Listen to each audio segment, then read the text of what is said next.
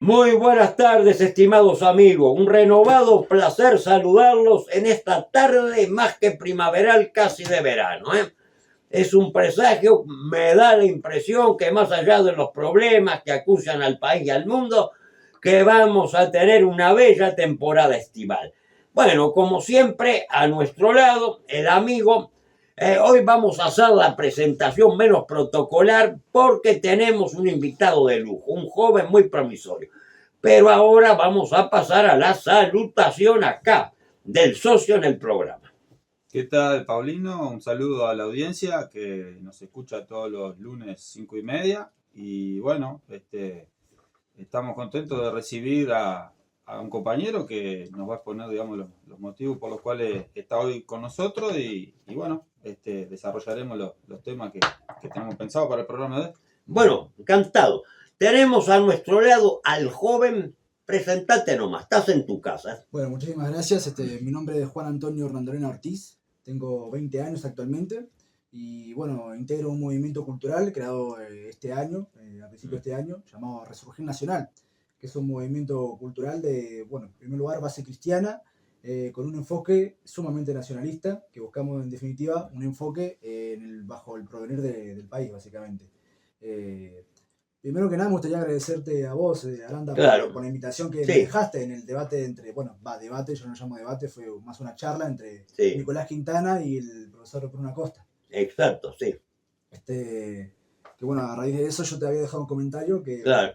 Me respondiste un poco tarde, pero está, al menos se logró dar. Sí, por supuesto. No, es que había estado muy complicado por asuntos personales y no había revisado el celular. Bueno, expláyate, contanos, seguir contándonos. Nos estás diciendo que es un movimiento cultural de raigambre occidental y cristiana. Seguir contándonos un poco más y hablanos de toda esta circunstancia por ser un movimiento cultural. Supongo que es una respuesta al marxismo cultural, podríamos decir. Es una trinchera para comenzar a dar una batalla contra toda esta ideología del, yo lo llamaría vulgo feminismo, porque eso realmente no es feminismo, es, yo que sé, algo tan rústico ese feminismo, tan vulgar, el ruin feminismo, es como un subproducto decadente. Pero más allá de esos detalles, por supuesto que nos oponemos a que la homosexualidad la toleramos, pero una cosa es tolerarla y otra cosa es impulsarla, estimularla, acicatearla, no sé, pregonarla. Bueno, en primer lugar me gustaría definir que Resurgir Nacional es un movimiento de tercera posición, que quizás para los uruguayos le pueda sonar como un concepto bastante extraño. Peronista. Sí, peronista, que tiene sus raíces, bueno, en Mussolini, en claro. Europa. Y bueno, en otros movimientos también de Europa, no solo en Italia, sino también, bueno, había tercera posición en España, en Rumania, un movimiento poco conocido. La Guardia de Hierro. Claro, de Codreanu.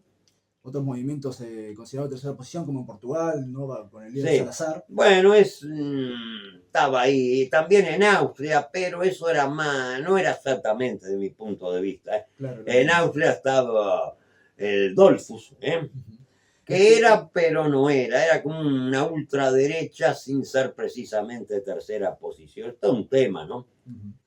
Y que esos movimientos fueron, a pesar de que la gente no lo considere tal, porque bueno, han sido censurados por la historia, eso es cierto, y son bueno, políticamente incorrectos, fueron movimientos de moda en su momento, y acá en Hispanoamérica, por no decir Latinoamérica, que yo prefiero el término Hispanoamérica, sí, de acuerdo. Tuvieron cierta recepción y tuvieron mucha inspiración para la creación de otros movimientos. En Brasil podríamos nombrar al integralismo de Plinio Salgado. Pues en Argentina, como vos mencionaste, estaba el justicialismo. También habían otros movimientos que eran más italianizantes, no eran propiamente argentinos o nacionalistas argentinos. También en Chile, también en México estaban los sinarquistas. Después en Perú también habían ciertos movimientos de mucha inspiración italiana. Pero lo cierto es que, bueno, después de la Segunda Guerra Mundial, o durante la Segunda Guerra Mundial, en Uruguay, al menos en el caso uruguayo, se crea básicamente una ley que es de asociaciones ilícitas, que prohíbe básicamente asociaciones políticas que expresen ideales o una filosofía política contrarias al régimen democrático y republicano. Prácticamente están vigentes hasta ahora. Era muy curioso porque no prohibieron al Partido Comunista, que también se oponía a la democracia liberal, o sea, Claro. que era algo totalmente sesgado. Claro. Y lo que estábamos hablando un rato, que mi familia, que es italiana, lo sufrió. Tenían que ir, si no me equivoco, no sé si primero una vez por semana a la Embajada de Estados Unidos, que quedaba en el Parque Valle, donde ahora es la casa del embajador americano, donde está la fuente luminosa, una vez por semana, y eran tratados como la mierda. Eran sometidos al peor manoseo, olvidándose incluso los americanos, que ellos tienen una gran colectividad italiana, pero eran tratados como la mugre. Bueno, de hecho, déjeme agregarle algo a eso. Acá en Uruguay había una gran colectividad italiana durante los años 30, la época de Terra, que inclusive hubieron, según los periódicos de la época, un total de 100 voluntarios que fueron a la guerra en Etiopía, ¿viste? Sí. Durante la guerra de Etiopía y la Italia de Mussolini. 100 Mm. voluntarios, 100 uruguayos, probablemente más o quizás menos, pero según los periódicos de la época, esa era la cantidad de voluntarios italianos de la colectividad italiana que, bueno, residían acá en Uruguay. Ahora, eran italianos, pues vos sabés que yo no lo sabía, es un dato apasionante para mí. Yo he estado escribiendo sobre la guerra de Bicinia, contando la verdadera causa, que fue liberar los esclavos, como lo expresa la hermosísima marcha fachetanera, que habría que escucharla más. Ahora está de moda Chao Vela. Bueno, habría que como contraposición poner fachetanera. Es una marcha maravillosa que tiene su historia. Ganó esa marcha el Festival de San Remo del año 36 y se lo adoptó como uno de los himnos del fascismo italiano. Los himnos del veinteño, que hay cualquier cantidad en internet. Ahora, yo ese dato no lo tenía. Ahora, ¿eran italianos o hijos de italianos? Eran italianos e hijos de italianos. Hijos de italianos. Se sentían justamente vinculados a la nación italiana, que bueno, era básicamente una nación ejemplar para muchos Bueno, en aquel momento. De hecho, déjeme citar sí. unas palabras de Winston Churchill, uno de los grandes líderes de los aliados, que decía, ¿no? Él mismo, ¿no? Que si él fuera italiano... Sí, lo dijo, sí. Y Gandhi era admirador también de Mussolini. ¿Sí? Mahatma Gandhi también. Sí. Keynes, Roosevelt eran admiradores, ¿sí? No lo ocultaba. Lo que pasa es lo siguiente en vinculación a la guerra de Abisinia. Hasta octubre del 35, que Italia invade Abisinia, Roma estaba, alineada con París y Londres. Pero ese hecho llevó a que las Naciones Unidas sancionaran Italia, quedara sola. Hay una mítica foto de una playa de Italia, no sé si del Tirreno, del Adriático, donde aparece escrito en la arena sanciones y un niño de un año y medio, 2 orinándolo.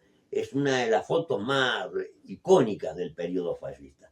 Pueden buscarla ahí en internet. Sí, bueno, y después básicamente, después de la Segunda Guerra Mundial, en el 45, como ya he mencionado, se censuran todo este tipo de movimientos de tercera posición. Y acá en Uruguay no fue la excepción, porque acá en Uruguay, a pesar de que no se conozca mucho, acá había justamente afiliaciones de la Falange de Montevideo, donde esto estábamos hablando ahí afuera de la habitación. Luis Alberto de Herrera era afiliado justamente a la Falange acá en Montevideo, por más que hoy en día en las redes sociales veamos inclusive a liberales citando a Herrera, lo cierto que sin duda tiene más cercanía a un falangista que a un liberal, sí. A pesar de que no incluso he escuchado el comentario que en el despacho de Luis Alberto Herrera había una foto de Mussolini grandísima, que la sacó el secretario, que era el padre de un comentarista deportivo, no recuerdo, no sé si era Bielsa, se llamaba ese, como igual que el técnico argentino, que la retiró después que murió Herrera para no comprometerse con toda la ideología prooccidental y quizás con la colectividad judía. Claro. Pero me gustaría también aclarar una cosa con respecto a estos movimientos de tercera posición, sobre el concepto mismo de tercera posición, que es algo bastante complejo y podríamos quizás hacer más de un programa con respecto a la idea de tercera posición. que mucha gente lo confunde, al menos a mí me ha pasado con amigos, que lo confunde con la idea de centro. Y yo quiero dejar algo bien claro, que Resurgir Nacional, como movimiento de tercera posición, no es de centro, porque nosotros consideramos que justamente la tercera posición, por ser justamente una posición, no es de centro, porque el centrismo, al menos de nuestro punto de vista, es la ausencia, se caracteriza por la ausencia de posturas claras y posiciones concretas en la política. Consideramos que ser de centro es la muerte en política. La tercera posición, Resurgir Nacional, no se considera de centro.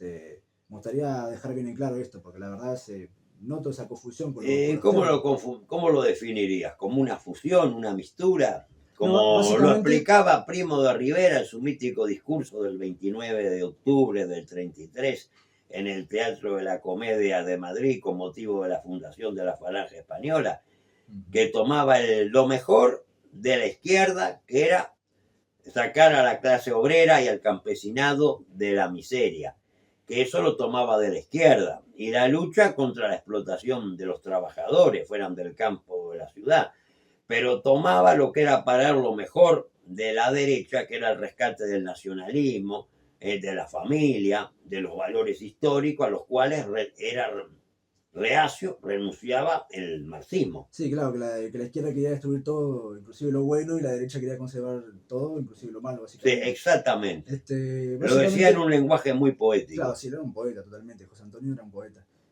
Básicamente, para definirlo de una forma simple, la tercera posición intenta ser superadora de la dialéctica de las derechas e izquierdas, pero como vos mencionaste, según José Antonio, él agarraba no lo mejor y lo peor de ambas posturas, y esto me gustaría agregarle a un texto que él tiene, hablando sobre el desarrollo económico del siglo XIX y siglo XX, que justamente explicaba por qué movimientos como los movimientos comunistas, las ideologías marxistas tenían mucho auge, tenían mucho apoyo por parte de muchos obreros. Era justamente porque estaba justificado en cierta medida por las grandes injusticias que ocasionó la revolución industrial lo que vendría siendo las condiciones laborales, sociales y políticas de aquella época comparado con respecto a los obreros. Pero había una trampa con respecto a esto. Es que el marxismo, justamente por ser materialista, no contemplaba el elemento espiritual del ser humano. Y justamente Resurgir Nacional es un movimiento cristiano. Y la Falange adoptaba también la identidad cristiana, que era la identidad histórica, católica, para no ser ambiguos con el término cristiano, católica, porque era la identidad real que tenía España. Era la raíz de España, que era el catolicismo. Nosotros los uruguayos, justamente al provenir de una nación que tiene origen en esa balcanización de todo un imperio, el imperio de España en América, consideramos que nuestra identidad, obviamente, que es el cristianismo, es el catolicismo, heredada a través de, lo que muchos llaman, ¿no? la madre patria. Sí, no, está bueno mencionarlo porque ya que lo decís, y yo que soy un estudioso de Marx, me gusta complementar porque estaba escuchando atentamente. Marx no es que no contemple, digamos, la espiritualidad, las costumbres, los valores y la propia religión. En realidad la enmarca dentro de una justificación del materialismo que predomina en las relaciones económicas del modo de producción. Entonces, separando lo que es el modo de producción de la superestructura ideológica, él establece que la superestructura ideológica dentro de lo cual está la religión, está el derecho, las costumbres, claro, los valores, está la justificación de ese orden material en el cual evidentemente predomina el capitalismo con una concentración brutal de los medios de producción, sí, y relaciones capitalistas de producción por las cuales hasta el propio trabajo es una mercancía que se somete a la ley de oferta y demanda, y eso es lo que en definitiva marca la pauta que legitima ese orden de cosas establecidas. Pero no es por corregirte, simplemente por... No, la verdad te agradezco porque está bueno. Ahí está, por complementar esa parte de que no es que no lo tenga en cuenta, es que en realidad entiende que es un orden espiritual o un orden religioso e ideológico que en cierta forma legitima la, digamos, concentración económica en los medios de producción. No, pero la pero diferencia en definitiva, estriba, la sí. diferencia a mí me parece estriba, que para cualquier religión el concepto de Dios, de lo superior, es trascendental, está más allá del hombre, independiente del hombre, mientras que para Marx la religión es una creación cultural propia del hombre, que emana del hombre, mientras que para el religioso, sea cristiano, musulmán, judío, de la religión que sea, Dios está más allá, no es una creación de una forma u otra del hombre y de la sociedad, está por encima del hombre. Es una creencia. Claro, está por encima del hombre, al margen de la voluntad del hombre, por encima del hombre. No, eso totalmente de acuerdo. Sí, en primer lugar te agradezco por el comentario, la verdad está bueno, justamente viene este programa para dialogar e intercambiar ideas. Está bueno. Al fin y al cabo es eso, ¿no? El marxismo al final es un pensamiento reduccionista, o sea, lo último es la materia. Nosotros como tercer posicionistas, entre todo gente que cree en un ideal espiritual, consideramos que lo último justamente es ese ideal religioso. Es como diría José Antonio, ¿no? Las únicas dos formas serias de vivir la vida es la vida religiosa y la vida militar, por así decirlo. Nosotros contemplamos que el ser humano está destinado a algo más grande, justamente a un paraíso sin descanso, como diría José Antonio, ¿no? Que en las puertas de ese paraíso estaban ángeles con espadas. Básicamente, también me gustaría aclarar una cosa con respecto a Resurgir Nacional, que es un movimiento que ante todo, más allá de las influencias políticas e ideológicas, es un movimiento que quiere desarrollarse en Uruguay, justamente teniendo en cuenta la situación actual del Uruguay. No queremos ser anacrónicos tampoco, no nos interesa. No intentamos ser un club de simplemente libros y demás, por más que tengamos una biblioteca de Telegram, que si quieren pueden entrar, pública, creo que actualmente tiene como 183 miembros. Queremos ante todo dar una batalla cultural, porque consideramos que el país se encuentra básicamente podrido de raíz, incluso podrido de raíz. Sí, estoy de acuerdo, sí. Podrido de raíz. Pero Occidente está todo corrompido. Totalmente. Lo que se vio en las Olimpiadas el año pasado fue en París, por esa burla, ¿no? a la última. Sí, claro. Volviendo a lo que no solamente una burla al pensamiento religioso, sino una burla al arte, a Leonardo da Vinci, a uno de los grandes genios de la humanidad, ¿no? Aparte que las Olimpiadas deben de representar la excelencia del cuerpo humano, pero ahí se veían gente obesa, gente mórbida, era un desastre. Sí. Incluso hay toda una reivindicación del arte clásico, que está llevando adelante por España Pedro Varela, Isabel Peralta, toda una reivindicación del verdadero arte contra todas las arte abstracto, todas esas cosas que se las ha resaltado, pero que no tienen un mayor valor artístico. Isabel Peralta es del Núcleo Nacional también. Sí. Que eso también se declara movimiento cultural. Igual es, de nuestro punto de vista, si bien nos parece un movimiento interesante, hay una diferencia que es el tema de, el enfoque o la raíz de su pensamiento, que por más que tenga sus razones para llevarlo a cabo y pensar así, Resurgir Nacional lo que no tiene es ese enfoque del materialismo biológico que tenían los movimientos en Alemania. Claro. Nosotros, al ser cristianos, no tenemos un determinismo materialista con respecto a la condición de la raza. Claro, porque el nazismo es una ideología étnica, es un nacionalismo, para decirlo más correctamente, étnico, racial. Sí. Vinculación a la tierra. Resurgir Nacional no es germanófilo. En vinculación a la tierra, porque eso se lo menciona poco. Se menciona la condición étnica la nacionalista étnica del nazismo. Lo que se olvida es de decir que la raza aria estaba, según los teóricos nazis, en relación directa con la tierra. Eso siempre se obvia. Se daban los dos elementos. Sí, pero me gustaría dejar bien en claro que Resurgir Nacional es cristiano y por lo tanto no tenemos esa idea de preservar una raza pura, porque es un absurdo. Claro, como nosotros, si bien defendemos lo que viene siendo la identidad italiana, hispana, ¿no? Que terminaron configurando el país, nada realmente que nosotros usemos al día a día o nos sirva de utilidad. Por ejemplo, no sé, te pongo de ejemplo nuestro derecho, nuestra arquitectura, no es de origen americano, no es indígena, o sea, claramente Claro. nuestro país Es como decía Mussolini, que el fascismo italiano, a diferencia del nazismo, era un nacionalismo de estirpe, no étnico, sino de estirpe, de origen cultural.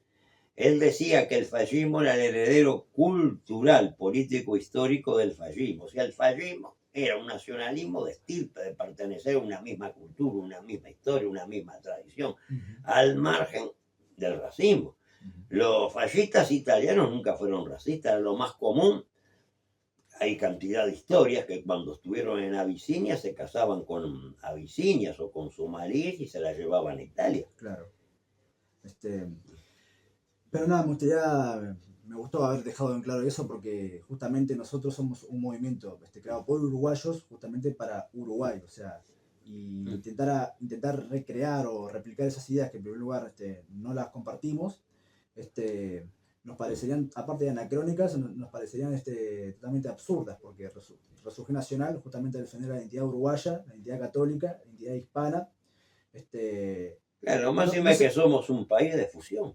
Claro, o sea, se dice mucho, ¿no? Seríamos como una negación a nosotros mismos. Claro, tampoco al otro extremo de defender un multiculturalismo, que al final es un multiculturalismo deshumanizante en el sentido, ¿no?, de que intenta como abrazar todo tipo de culturas y al final pierde una identidad. Ahora, por ejemplo, no sé si habrán visto una noticia de Infobae de que un plan de inmigración era traer cierta cantidad de miles de pakistaníes. Acá. Sí, claro. Cubanos también. Bueno, cubanos son hispanos, no tienen la culpa de que el régimen cubano haya degenerado en cualquier Claro, cosa. el tema es que uno al ver ciertos barrios, como el barrio dominicano, uno termina por concluir que hay un problema de adaptación, inclusive para personas hispanas del Caribe, al país del Uruguay, ¿no?, a la realidad uruguaya. Es cuestión de ver videos del barrio de los dominicanos y saber que no terminan por adaptarse o al contrario siguen replicando sus formas de vida. Se forman guetos, así. Claro, básicamente. O bueno, ¿Dónde queda ese barrio? ahora no te sabría decir exactamente, pero si querés puedes buscar después un video en YouTube, cómo realmente vive la gente en esos barrios, porque a ver, hay una cosa que también me gustaría dejar en claro. Todo país serio debe tener una política de migración adecuada, ¿no?, controlada, organizada. Si un cubano, por ejemplo, capacitado, ingeniero, científico, quiere entrar al Uruguay para trabajar, bueno, obviamente. El tema es que también se deja entrar a gente que básicamente son delincuentes, y es lo que se muestra en aquellos videos, ¿no?, como que son básicamente pandilleros. Sí. Tengo entendido incluso que hay muchas dominicanas que están viniendo directamente a la prostitución. Sí, lamentablemente sí. Yo creo que el Uruguay es un país que lamentablemente discrimina mucho, sobre todo a la gente que viene del Caribe y tiene, digamos, veneración por los europeos, y norteamericanos no tanto porque no vienen tanto, o por lo menos uno no se entera. Pero hay, me parece, una discriminación, sobre todo me parece que por el color de piel. Si bien el Uruguay en realidad tiene un alto grado de mestizaje con la raza negra, hay, desde mi percepción, capaz que me equivoco, una discriminación hacia la gente negra, digamos. Y en parte creo que esa guetización que hay muchas veces de venezolanos, de cubanos, de dominicanos, también se hace y digamos, ellos deben también salvaguardar su propia identidad y sus afinidades que para el uruguayo a veces resultan chocantes porque, por ejemplo, hablan en un tono más alto, siempre se los ve en la calle, tienen otra forma de vida, son distintos. Pero eso no quiere decir que el Uruguay, evidentemente, desde mi perspectiva, ¿no?, debe no solamente que recibirlos de buen grado, sino que en realidad no tenemos elementos como para saber si es ingeniero o si es una persona que viene a trabajar en un trabajo con poca calificación. Digo que en realidad siempre el Uruguay tuvo una vocación de recibir a esta gente cuando es bien intencionada, no cuando de repente hay movimientos que instrumentalizan eso para generar políticas, digamos, que son de denigración de la cultura uruguaya, que van socavando las bases de la identidad uruguaya, ¿no? Aparte de eso, hay una mala representación de lo que vendría siendo la cultura africana, inclusive en Uruguay. Yo tuve la oportunidad de ir cuando estaba en sexto año de bachillerato al Museo de las Inmigraciones, el MUMI, ¿lo conocen? No, Sí, no lo en la conozco. intendencia. Y bueno, tiene, en el piso de abajo tiene una muestra bastante curiosa, que básicamente consiste en un hombre, ¿no?, afrodescendiente, ¿no?, con rasgos subsaharianos, vestido con ropas de, bueno, básicamente ramera, llamémosle, con tacones, una faldita, y básicamente como pegado a un contenedor. Y a ese museo van niños. Yo me pregunto, ¿no podrían hacer, por ejemplo, no digo, a mí por ejemplo, me encanta la escultura de mármol, ¿no? Hacer una escultura de mármol representando a Ancina, por ejemplo, ¿no? Claro. Un gran compañero de Artigas. Sí. Pero no, lo que eligen hacer es básicamente poner a un hombre, ¿no?, afrodescendiente, vestido con ropas de, bueno, una ramera, una trabajadora sexual, pegado con un contenedor, y a ese museo van niños. Aparte de lo que vos decís de la guetización de esas comunidades dominicanas o cubanas, hay una mala representación de lo que viene siendo básicamente el negro en Uruguay también. También. Claro. Sobre el tema de que uno no puede saber a ciencia exacta de la capacitación de ciertos inmigrantes, sobre todo cuando vienen en países donde la administración es dudosa, Venezuela, Cuba, ¿no?, por los regímenes en el que están, se debe tener por lo menos un mínimo de cautela también con ese tipo de gente, o justamente lo que digo, ¿no?, una política de inmigración controlada, una política de inmigración básicamente con dos dedos de frente. Y ahora también, hablando sobre el tema de los musulmanes pakistaníes, hace poco se hizo viral, hace meses, el tema de una mujer yendo a un KFC, que abrió hace poco, con burka, sí, no sé si vieron la fotografía. No lo vi, pero no me parece mal, digamos. Que se armó un escándalo por el tema de, bueno, las diferencias culturales. Como un país que abraza el tema de la igualdad entre el sexo y entre los sexos femenino y masculino. ¿Cómo podemos permitir que a una mujer se le dejen dar con burka? Justamente, bueno, muchos pensaremos obligada por el marido musulmán, por la religión de donde provienen. No sé qué pensarán esto ustedes. No bueno, necesariamente. Si el marido lo obliga, hay que aplicarle la ley, porque me parece que hay un acto abusivo, pero sin que entre a regir o a determinar ninguna norma, ninguna pauta legal, las leyes nuevas. Yo creo que con las viejas leyes, que si a una mujer la tenían así, la justicia tiene todo el derecho a intervenir. Es más, intervenía, se lo hacía por lo menos a la comisaría y se lo obligaba a cambiar la conducta, a rectificar la conducta. Y si el tipo la agredía, bueno, toda la vida. Si un marido lastimaba a una mujer de una golpiza, iba preso, no es la primera vez. O sea, ya las leyes anteriores contemplaban las diferencias de fuerzas físicas. Pero las contemplaban en su conjunto. Si un grandote de 1,90 de 25 años le pegaba a un viejito de 85 de 50 kilos de peso, ahí también se aplicaba el mismo criterio. Aparte era todo relativo. Ahora hay mujeres que son expertas en artes marciales, o sea, en algunos aspectos promocionan a la mujer, pero en otros quieren seguir teniéndola como sexo débil, lo cual es una grandísima hipocresía. Bueno, espero que les haya gustado la charla de hoy con nuestro querido amigo Juan Antonio. Esta es tu casa. No tenés ni que golpear. Vení cuando quieras, manda otro compadre. Ahora el próximo que me gustaría entrevistar es Acosta. A ver si Acosta. Sí, y le agradeces al libro. Un gran abrazo. De la ciencia de la democracia. Sí, pero sería para el año que viene, porque ahora ya 2 programas más y cerramos. Bajamos la cortina. Un gran abrazo. Compatriota, no te quedes sin hacer nada. Únete a Resurgir Nacional, el único y primer movimiento de tercera posición en el país. Ante la destrucción nacional y de todos los buenos valores, abraza la tercera posición. Envíanos tu solicitud al siguiente correo electrónico: resurgirnacionaluruguay@gmail.com. Únete y camina a nuestro lado.